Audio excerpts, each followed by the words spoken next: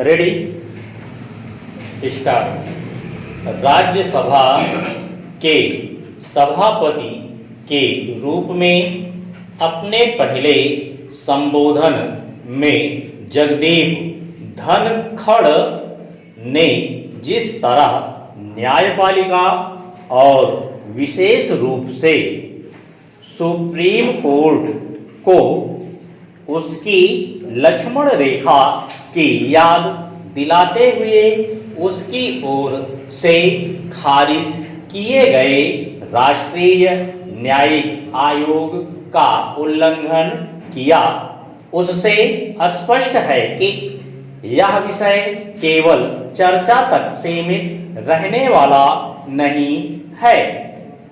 यह रहना भी नहीं चाहिए, क्योंकि सुप्रीम कोर्ट की ओर से सर्वसम्मत से पारित किसी संशोधन विधेयक को खारिज किया जाना कोई साधारण बात नहीं, इसलिए और भी नहीं क्योंकि इस विधेयक के माध्यम से जिस राष्ट्रीय न्यायिक आयोग का गठन किया गया था वह उस कॉलेजियम व्यवस्था का स्थान लेने वाला था, जिसका संविधान में कोई उल्लेख नहीं।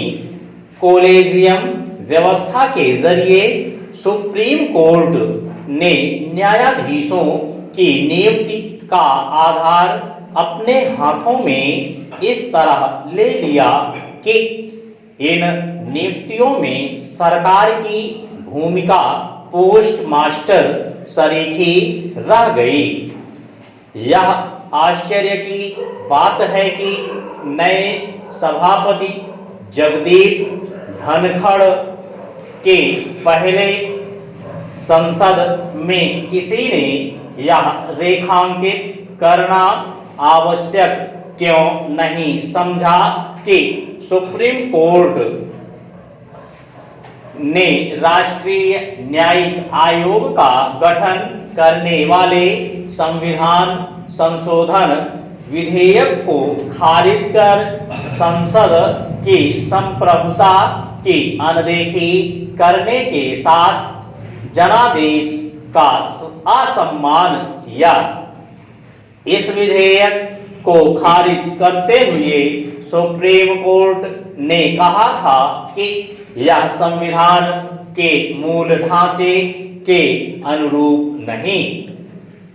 समझना कठिन है कि किसी ने यह प्रश्न क्यों नहीं उठाया कि क्या न्यायाधीशों की ओर से अपने सहयोगियों की नियुक्ति करना संविधान की मूल भावना के अनुकूल है।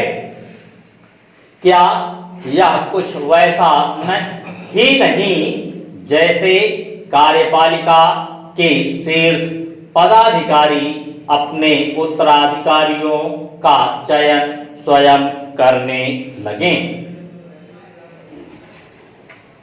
यह ठीक है कि समय समय पर कॉलेजियम व्यवस्था पर सवाल उठते रहे और हाल में कानून मंत्री किरण रिजिजू ने कई अवसरों पर यह कहा कि यह व्यवस्था संविधान सम्मत नहीं, लेकिन क्या इतना ही पर्याप्त है?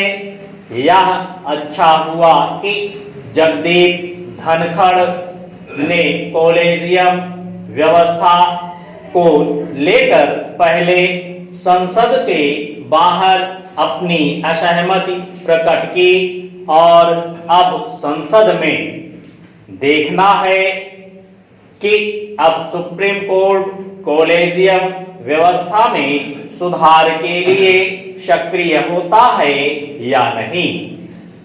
यदि वह सक्रिय नहीं होता तो संसद को यह सुनिश्चित करना चाहिए कि यथास्थिति बदले और न्यायाधीशों की नियुक्तियों की ऐसी कोई व्यवस्था बने जिसमें समस्त शक्ति सुप्रीम कोर्ट के पास निहित ना रहे।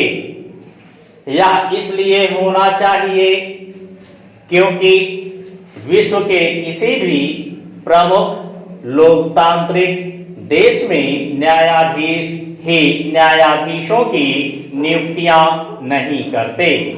भारत में वे न केवल ऐसा करते हैं बल्कि उसकी पूरी प्रक्रिया गोपनीय भी रखते हैं।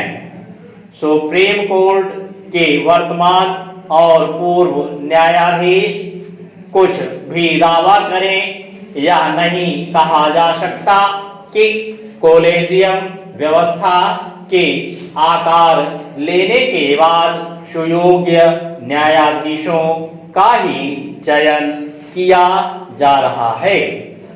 तंत्र में जब भ्रष्टाचार का घुन लग जाता है